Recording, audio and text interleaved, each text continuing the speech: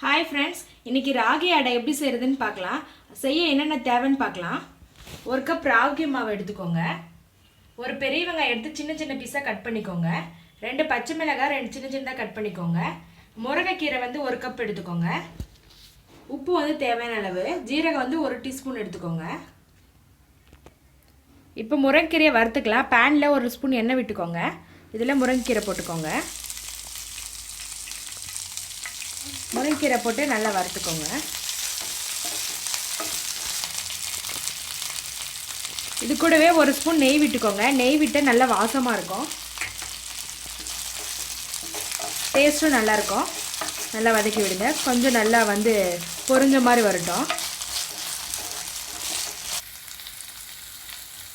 1 நிமிஷம் வதக்கினா போதும். இப்போ இதை ஆஃப் பண்ணிடலாம். மாவு ரெடி பண்ணிக்கலாம். இப்போ ஒரு பவுலில் ராகி மாவு போட்டுக்கோங்க. உப்பு தேவையான அளவு சேர்த்துக்கோங்க. அது கூட ஜீரகம், பச்சை மிளகாய், கட் பண்ணி வச்சுருக்க பெரிய வெங்காயம் போட்டு நல்லா மிக்ஸ் பண்ணி விட்டுக்கோங்க. இந்த வெங்காயத்தில் நல்லா உடச்சி விட்டுக்கோங்க.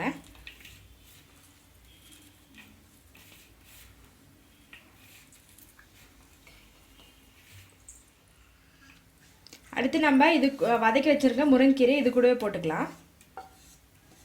சேர்த்து கொஞ்சமாக தண்ணி விட்டு நம்ம சப்பாத்தி மாவு பதத்துக்கு பிசைஞ்சுக்கோங்க. அதிகமாக தண்ணி விட்டுறாதீங்க, கொஞ்சம் கொஞ்சமாக விட்டு பிசைஞ்சுக்கோங்க.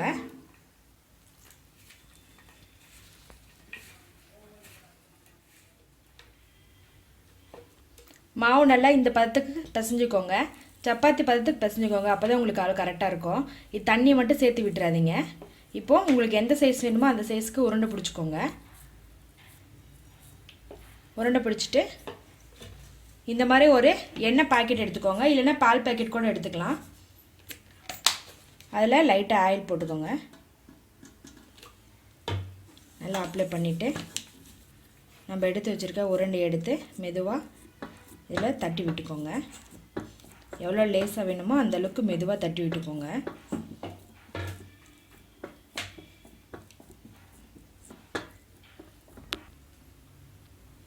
இந்த மாதிரி நல்லா நைஸாக தட்டிக்கோங்க. இதில் உங்களுக்கு பெருசாக வேணுன்னா இன்னும் கொஞ்சம் பெருசாக மாவு எடுத்து தட்டிக்கலாம். நான் சின்னதாக பிடிச்சிருக்கேன். இப்போது பேனில் காய வச்சு பேனில் 1 ஸ்பூன் எண்ணெய் விட்டுக்கோங்க. இப்போது நம்ம தட்டி வச்சுருக்க ராகி மாவு எடுத்து இப்படி மெதுவாக இந்த மாதிரி செஞ்சிங்கன்னா உடையாமல் வரும். தட்டி வச்சுருக்க ராகி மாவு இந்த மாதிரி உடையாமல் போட்டுக்கோங்க. இது அடுப்பை குறைச்சி வச்சுக்கோங்க. 1 சைடு நல்லா வேகட்டும். அதிகமாக வச்சிங்கன்னா கருகிடும். 1 சைடு நல்லா வேகட்டும். 1 சைடு வெந்திருக்கும். இப்போ இது மெதுவாக எடுத்து உடையாமல் திருப்பி போட்டுக்கோங்க. இந்த சைடு நல்லா வேகட்டும். 2 சைடு நல்லா வெந்துருச்சு. இப்போ இதை எடுத்து பிளேட்டில் வச்சுருங்க.